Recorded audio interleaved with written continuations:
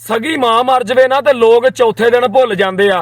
मैनू बड़ियां अजीब लगदियां वो कुड़ियां जिन्होंने स्टेटस लाया हुंदा मैं आपको कभी याद आऊंगी। ओ मेरी भैन तू ओनू क्यों याद आएगी? ओ तेनू याद करेगा कि सोबिया नू याद करेगा, सबा नू याद करेगा, या फातिमा नू याद करेगा, या जोबिया नू याद करेगा? किनू याद करेगा?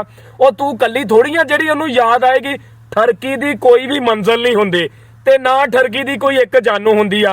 हुण इत्थे थल्ले आण के बड़ियां साडियां भैणां सिस्टरां मैसेज कहणगियां मेरे वाला ऐसा नहीं है। क्यों भी तेरे वाला क्यों नहीं ऐसा? तू की गारंटी दे सकदी है ਜਿਹੜਾ तेरे नाल गल कर सकदा ते किसे होर नाल गल नहीं कर सकदा? ठरकी बंदा विआह तो बाद भी शिकार करदा क्योंकि वो एक ना ਉਹਦਾ गुजारा नहीं हुंदा। कदे ਉਹਦੇ हल वेख, कदे ਉਹਦੇ हल वेख। ते मेरियां भैणां बेवकूफ बनना छड्ड दो। यकीन करो मैं गारंटी दिना कदे को वेख्या विआह तो बगैर बंदा रह गया या कोई सिस्टर या कोई भैन धी विआह तो बगैर रह गई आ? जिद्दां ही उम्र हुंदी आ हर बंदे दी डोली उठ जांदी आ। परसों मैनू एक सिस्टर दा मैसेज आया इंस्टाग्राम दे इनबॉक्स दे विच, अस्सलाम वालेकुम भाई। मैं कहा जी वालेकुम सलाम भाई, मुझे आपकी हेल्प चाहिए। मैं कहा जी मेरी भैन की हेल्प चाहिए आ? भाई मैं किसी लड़के नू प्यार करदी सीगी, असीं 5 साल तो एक दूसरे दे नाल गल कर रहे सीगे। ਉਹ ਵੀ ਮੈਨੂੰ ਪਿਆਰ ਕਰਦਾ ਸੀ, ਮੈਂ ਵੀ ਉਹਨੂੰ ਪਿਆਰ ਕਰਦੀ ਸੀ।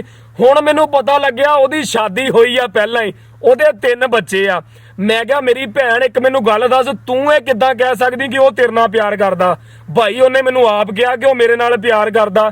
ਮੈਂ ਕਿਹਾ ਵੀ ਜਿਹੜਾ ਤੈਨੂੰ ਧੋਖਾ ਦੇ ਰਿਹਾ, ਦੂਸਰੇ ਨੰਬਰ ਤੇ ਪਹਿਲੇ ਨੰਬਰ ਤੇ ਆਪਣੀ ਬੀਵੀ ਨੂੰ ਧੋਖਾ ਦੇ ਰਿਹਾ, ਜਿਹਦੇ ਨਾਲ ਉਹਨੇ ਨਿਕਾਹ ਕਰਾਇਆ, ਸੱਚੀਆਂ ਝੂਠੀਆਂ ਕਸਮਾਂ ਖਾਧੀਆਂ, ਉਹਨੂੰ ਧੋਖਾ ਦੇ ਕੇ ਉਹ ਤੇਰੇ ਨਾਲ ਗੱਲ ਕਰ ਰਿਹਾ, ਤੇ ਤੇਰਾ ਉਹ ਸਕਾ ਕਿੱਥੋਂ ਹੋ ਗਿਆ?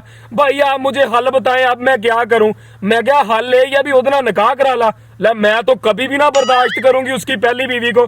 और मैं क्या मेरी भैन ते जे पहली नू पता लग गया वो तेनू किद्दां बर्दाश्त करेगी जिन्हें उहदे नाल निकाह कराया, अपनी जिंदगी उहदे नाम लाई आ।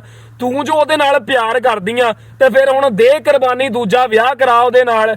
पता नहीं यार मैनू समझ नहीं आती। मैं 20 वीडियो बनाइया, कुड़ियां फारसी समझदियां या पछतो समझदियां वा। मैं उस जबान दे विच समझा दिना खुदा दा ना जे अपने मां प्यो की इज्जत बर्बाद ना करो। एक ना एक दिन सब दा विआह हो जाना, थोड़ा सबर रखो। एक तां विआह तो पहला गल करके किसी गैर महरम दे नाल गुनाह करदियां, दूजा दिल टुटदा, फिर बह के रोंदियां, और कुछ ते ऐसियां यकीन करो खुदकुशी कर लैंदियां। अल्लाह पाक सब नूं हदायत देवे ते अपने हिफ्ज़ो ईमान च रखे। कईयां नूं मेरी गल बुरी लगी होनी, जिन्हां नूं बुरी लगी होवे हाथ जोड़ के माजरत भाई।